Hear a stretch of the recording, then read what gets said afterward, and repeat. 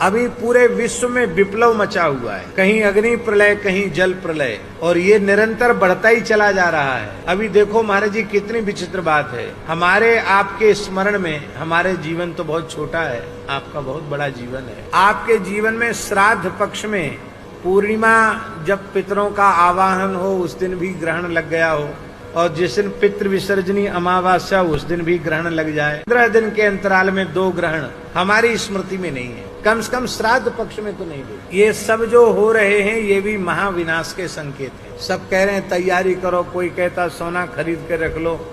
अरे भाई चाहे सोना खरीद के रख लोगे चाहे चांदी खरीद के रख लोगे, भयंकर देवी आपदा आएगी तो क्या सोना चांदी खा के पेट भरोगे? महाराज जी जल के बिना खेती नहीं होती है।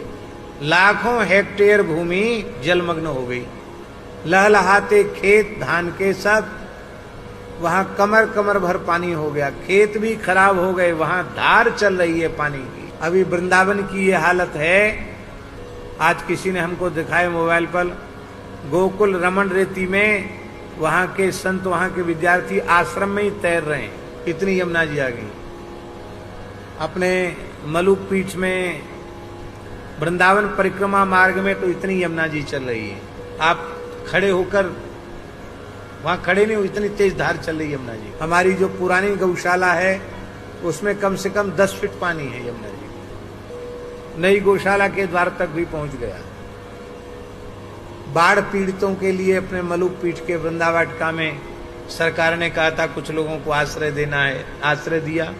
जिस हॉल में उसको रखा था उस हॉल में गंज यमुना जी आ गए, अब वहीं सब गंदगी कर रहे हैं, क्या करें। और इतने बड़े जल के बाद फिर महामारी फैलती है, क्योंकि पानी जगह जगह रुक जाता, कचरा रुक जाता है, फिर वो सड़ता है, मक्खी मच्छर बढ़ते हैं, गंदगी बढ़ती है, फिर महामारी फैलती है। यह सब जो भयंकर उत्पात हो रहे हैं, दैवी उत्पात, और पूरा विश्व ये तो कब लड़ झगड़ कर आपस में मर मिटेंगे कोई ठिकाना नहीं है, ऐसी हालत पूरे संसार की बनी हुई है। ये सब है गो हत्या का भयंकर परिणाम। इसलिए गाय की रक्षा संपूर्ण धरती की रक्षा है, संपूर्ण प्रकृति और पर्यावरण की सुरक्षा है, और गाय का वध पूरी पृथ्वी की हत्या है।